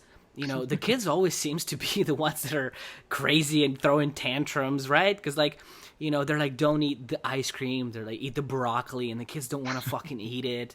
But like the parents have good intentions, right? They have this like idea of like, well, that's what adults eat, and we eat like this, and maybe the kids should too. But yeah, it doesn't seem really to jive together, do those ideas? Yeah, no, Emma talks about this, how treating your own kids and noticing little nuances in behavior based on what they've eaten. So yeah, this probably stems back to just the institutional failure of telling people what to eat, you know. So yeah, big problem. Yeah, man. So much of Ray's work, it seems like his advice for a lot of questions seems to be like something to do with calcium, something to do with vitamin D, and thyroid. Why is it like, you know, with your experience with thyroid, I mean, does it seem like thyroid is just like the master regulator of so many things, or what? I think so. Ray called it the anti-stress hormone. And so I think the basic idea is that when your thyroid is suppressed, that increases your reliance on things like adrenaline and cortisol and aldosterone and prolactin and et cetera, et cetera. And so a person can look these up, but they have catabolic functions. They're not I don't think anybody's arguing for like high levels of aldosterone or parathyroid hormone. They have negative functions over a long period of time. I think they're just for momentary increases, like in times of stress. And so Ray has a very poetic viewpoint of it. Like there's an interview with Gary Knoll where he talks about how like the thyroid is what differentiates us from like highly proliferative fungus and other types of organisms like in the animal kingdom. And so yeah, I think I don't want to put words in his mouth, but like it's a evolutionarily advanced organ to maintain our highly specific, specialized structure. And when it's suppressed, we kind of revert back to that blob-like, highly proliferative phase, kind of similar to the out-of-control growth of cancer. And so if you look at before and afters of people that take thyroid hormone, I was talking about this with Ray and Georgie a few weeks ago, but they have like more like blob-like appearances, like their features kind of blend together, and they develop something under their skin called like mucopolysaccharides. So it looks like they're obese, but they're just like really hypothyroid. And so Rhoda Barnes was the guy, Hypothyroidism, the Unsuspected Illness, but he wrote just volumes about his experience with thyroid hormone and prescribing it to people that had like depression, constipation, arthritis, just whatever symptom you name it, like Rhoda would prescribe it to the person. Yeah. And I think increasing that biological energy could improve virtually any situation. Yeah. Bad situation. Why do you think nobody knows about his stuff? Ray talked about it, that it was either not popular or intentionally swept under the rug. Like, I don't know. I couldn't articulate it. Well, one thing that, you know, and I've read his books, you read his books and, you know, pretty early on in the book, he talks about all the blood tests that people do for thyroid, right? And he just kind of debunks almost all of them, I think, right? And he just kind of brings it down to, again, temperature being. He doesn't talk about pulse rate, right? That's something that Ray added on later, but he talks about temperature as being the kind of the golden standard. He talks about the pulse a few times. He says low pulse as being a sign of. Oh, thyroid. Okay. But you're right. Ray, I think, puts a more emphasis on it and doing the both together. But I'm sorry. What? I missed your full question. No, I was just saying. So, do you think when people go and take those blood tests for thyroid stuff, how accurate do you think they are? I think all lab work should. This might sound like I'm contradicting myself, but I think all lab work should be kind of taken with a grain of salt. But I think those temperature and pulse readings are among the most important kind of metrics that can inform a person's their own situation. And but getting a TSH or total cholesterol, prolactin, parathyroid hormone, vitamin D, those serum phosphorus, those can provide a lot of important information. But I'm super skeptical. Like, for example, prolactin and parathyroid hormone I have a reference that says they're supposed to follow each other. Supposed to, when one goes high, the other one's supposed to go high too. Okay. But sometimes I've seen the parathyroid hormone super high and then the prolactin super low, and vice versa. And so I think when you're getting those lab tests, you're getting in just a snapshot in time. Right. Of what the person's blood is like, and that could change from hour to hour to hour to hour. And so that's why the pulse and temperature are so valuable, because you can check them many times throughout the day. Right. So in your experience, have you had it where you checked it and then you didn't do much of a difference, and then you checked it again and it was a different number for TSH or something like that? Have you had those experiences like that? It's like a huge variation in between. Yeah, or just a variation, where one day it's that, and next day it's, pretty different, I guess. Yeah. Yeah, no, I've experienced that, and people I've talked to have, sometimes a person would get a prolactin value that was super high, but there's a paper I have that says if the patient is especially nervous when they get the test, it will be kind of a false positive. Yeah, and that's fucking crazy, man. Doctors never talk about those things. But it can totally influence your blood scores, right? They probably don't have time to talk about that, so they gotta get you out of there in 12 minutes. Yeah. Jesus. It's same thing with blood pressure, right? It's you go in, it's boom. High, okay, get out of here, right? And it's you have high blood pressure. I mean, how many people do you think are prescribed medications for just things that happen momentarily? It's crazy, right? Yeah, that's the thing. Doctors are basically representatives of the pharmaceutical industry. They're not. Most of them aren't there to fix your problems or help you fix your own problems. Yeah, and not to hate on them, but it just seems less and less of them are aware of that, right? It seems like they're not really even aware of that's what they're really doing there, Yeah. There was a TED Talk where we're talking about the overwhelming amount of pressure put on doctors, and I think suicides among it's sky high. So again, maybe that is that apathetic attitude of a doctor that's kind of made it through is maybe the result of the training and the schooling and things like that. So again, maybe it's the system is worth criticizing rather than the people themselves, but they are a part of it, Yeah, man. Well, you are seeing, right? But that's what I'm saying. It's the same thing with the fitness industry. You are seeing doctors that are trying to jump out of that system because they're realizing it's a stupid fucking system and it's bullshit. But yet again, they're jumping into another thing. What's really popular in the U.S. now is functional doctors, right? And you go to a because their thing is they'll look at the root cause. But in order to look at that root cause, they're gonna have you spend $3,000 on some tests, right? Which again, in that particular moment in time, could tell you one thing, and another thing could tell you a completely different story. Yeah, I noticed that earlier on that spending buku bucks, $1,000 to go see an orthomolecular or naturopathic doctor or functional medicine doctor was a little bit different than going to see an MD. And they'd order fancier tests for you, but a lot of the times they had the same kind of attitude, they weren't especially helpful, and they were just way more money. And so, yeah, man, these are reasons that I thought that I had to explore things myself. I didn't really ever want to learn about glycolysis. That was just something that was almost necessary to figure out what Ray was saying. So you think it's pretty important for people to start doing their own research? It's just people don't have time these days, man. I know. That's the thing, and they're more pressured, right? Hurry up, get to work. Hurry up, do this. Now we got pandemic, people are dying, right?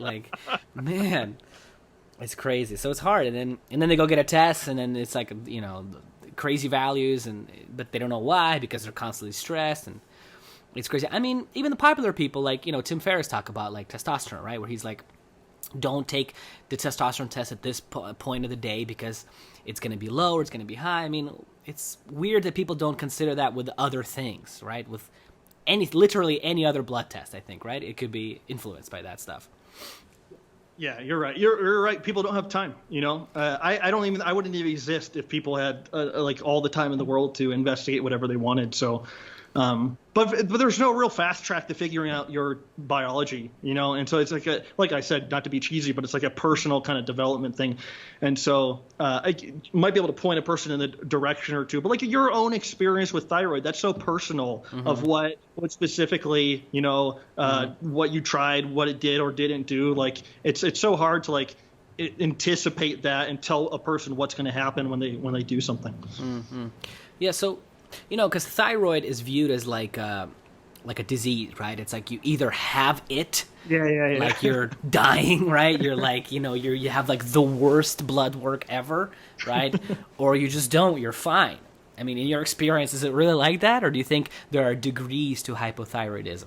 Yeah, no, I think the latter. So I think it's just a spectrum of what the person is experiencing, and they could see the degree of how bad it was just by measuring their pulse or temperature. And so that's very important what you said, because people have said in relation to pattern baldness, they're like, I don't have hypothyroidism because my lab tests say I don't, And so what we're talking about here is a little bit more like grandiose, sort of like the worldview that like basically everybody you meet is on a spectrum of leaning towards hypothyroidism. If they're over 25 or they're approaching 30 or whatever, like the chances of them having higher levels of cortisol or adrenaline or in having some issue, it's highly likely. Yeah, and like reading, Broda Barnes' book, it's like, it seems like, do you think that was always the view? Do you think it was looked at a little less, as a disease back in the day? You know what I'm saying? Was it kind of like, oh, maybe you should try some thyroid? Like, do you think it was more common back then, or? I couldn't speak about this super intelligently. I think so. I'm pretty sure it was again, that science-based medicine thing. If a person isn't hypothyroid, if they're in this like huge TSH variation of like 0.4 to 4.5, you know what I mean? So again, that's like a trick the medical world does, is they like tell you are or aren't something based on some like phony baloney test that can vary in extreme amounts. And also like, I've known a lot of people that were really hypothyroid that had very low TSH levels, and TSH is what a lot of doctors use to determine if somebody is hypothyroid or not. So traditionally, a high TSH would mean a person's hypothyroid, but as Ray has pointed out, I think high adrenaline can suppress the TSH, and so a very hypothyroid person can have a low TSH, and so that's you just interesting. So you've had a person who had a very low TSH, but yet he was hypothyroid. Many people like that. Wow. And so they've tried out taking some thyroid supplements, and they felt better, huh? Yeah, well, I think the immediate thing is it drops the adrenaline, and so the adrenaline feels terrible, and so you can usually feel different pretty quickly, I think. So you look at thyroid as like more of a supplement than as a medication, then, huh? Yeah, so this is like people get stuck on this, and so I was also stuck on it for a long time, but I think it's like.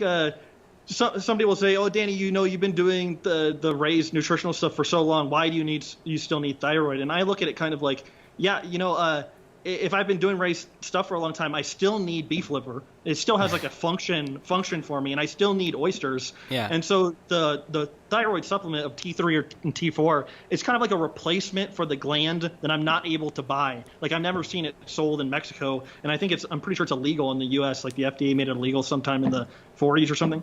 And so isn't that fucking crazy, man? You can't buy gland. It's funny, and a lot of these, like, sorry to cut you off there. I was thinking, because you mentioned it, a lot of the ancestral organ supplements, they have like kidney, lung, liver. You never see thyroid. You rarely see thyroid because it's probably so hard to get, man.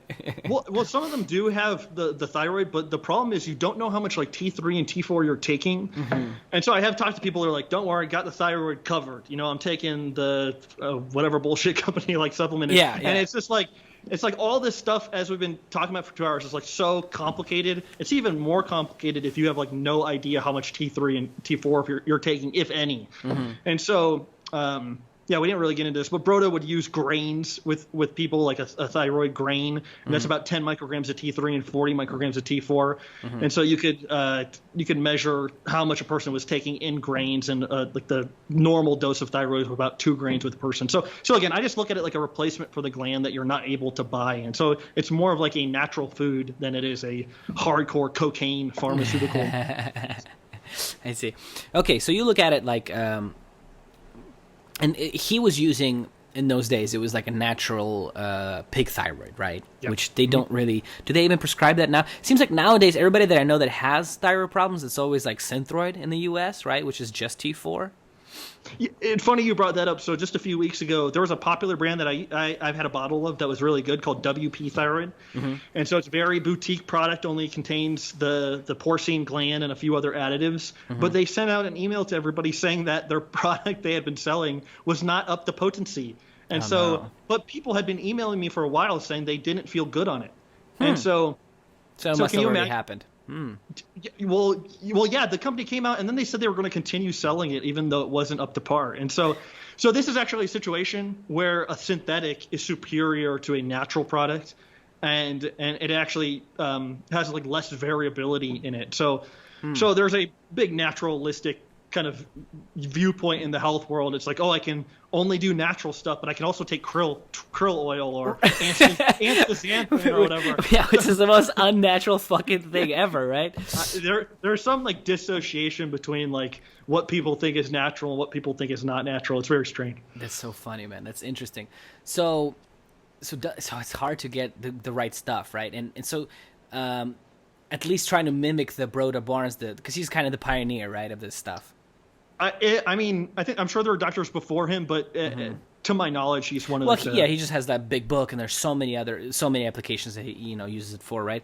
So it's T3 and T4 that he's taking, and that's what you're trying. Because Synthroid, a lot of people take Synthroid, just T4. Is there problems with just taking T4? You think? Yeah, I think that can burden the liver, and so Broda wrote another book called Hypoglycemia. It's your liver, not your mind. And the book is about how the thyroid regulates the liver's function. And so ideally, I forget the exact amount. It's some large percentage of T4 is produced into T3 in the liver by these deiodinase enzymes. So thyroxine into triiodothyronine. And if the thyroid is already suppressed, your liver can't function right. And so just adding more T4 so your liver has to convert it, I think is a fast track to having problems. So that's why a lot of people, like you do hear a lot of stories of people taking Synthroid and saying they don't feel good, they feel more anxious or whatever. Do you think that could be probably the problem, huh? Yeah, so this was even before I knew who Ray Peat was. The Stop the Thyroid Madness forums on the internet, a lot of women knew that just taking Synthroid was a terrible approach. Man, so it's really tough. So now here's a question for you. Could you get by without thyroid? What if you have no access to thyroid at all? How do you think you could get by, long term without it? 100%. Yeah. No. Yeah, I think it's a big, as you probably know, it's like a big can of worms. So I think if a person just feels fine without it, there's no reason to force it. Like they might feel okay doing small amounts of T3. That could be a tool in the toolbox. Okay. For something like myself, again, like I kind of contextualize my whole life as being this pattern of like varying degrees of hypothyroidism. And so for me, if I stop taking it, predictably bad things will start happening to me. And so I'll start like waking up in the middle of the night. I'll wake up with palpitations sometimes, like slower digestion, just a bunch of kind of stereotypical things associated with hypothyroidism. So you just start noticing small little things happening there when you're not supplementing with it, huh? 100%. But I can get away with a lot less in summer than I can in winter, and so I haven't noticed this like seasonal variation in the amount that I need. It's interesting, man. So it's more of a, again, listening to your body, right? Not just reading about it and experiencing, and it's tough. Do you think any people that have had, so what do you think is happening with people who are having like real, what they call Hashimoto's or these like real diseases of thyroid where it's like crazy, right? Because how high is the TSH? I don't know in those sort of things. I don't even know, man. Well, it can be 20 or 30, I think. That's really high. Sometimes Ray has a great article about it. I think it's called like autoimmunity or something. But he points to a work by Jamie Cunliffe and Polly Matzinger. Okay. And they have a wildly different interpretation that's being used by the people that are called like identifying these things that are happening as autoimmunity or the self-destruction of the own tissues. Right. And I guess those anti-thyroid antibodies, Ray and these other people think they're kind of like a part of a repair process, and they're not necessarily harmful in and of themselves. And I have a few papers that when a person takes enough supplemental thyroid, the antibodies over a year or something just go away. Wow. And so I don't know what they're talking about now for so-called Hashimoto's, but I think the antibodies are, according to this point of view, are just a sign that the gland is inflamed, and they're not a sign of like this destructive self process like these people are trying to characterize it as. And you think it's also associated with some other things happening too, right? Like you say, prolactin being up and estrogen being up, and is causing all sorts of problems there too, huh?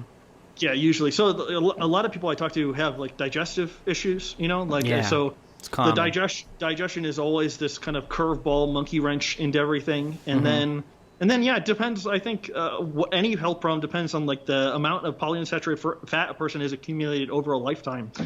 And so those types of things are just two variables in whatever a person is experiencing. So, and you always, so you always just keep mentioning, polyunsaturated fat. So, I mean, it seems like it's such a big thing for people to avoid if there's anything, because you always, whenever we're talking about something, you always come back to PUFA, and no, but it's probably a really big major factor of avoiding those vegetable oils, soybeans, and all that kind of sort of shit, yeah?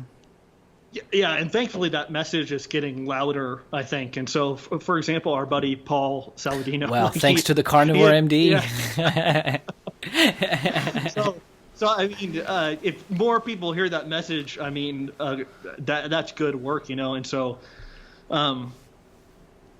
just another guy named Chris Knob. I think he did a video called the PUFA Apocalypse or something, and he really echoes things that Ray is talking about. I did like a little short video clip of I sliced his talk into like a 2-minute little video, and he talks about how it interferes with cellular respiration. I think that's the real basic way of putting it, but and that causes a lack of energy into aging and causes all sorts of manifestations of different diseases.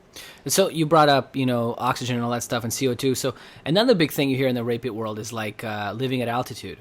And you're currently in Mexico, right? You're what do you know? Super jealous, dude. Do you know how high you're up, by the way? I think where I'm 6,000 feet, and so. Oh, so it's nothing crazy. You're not at like one of those towns where they're like 10,000 feet above sea level.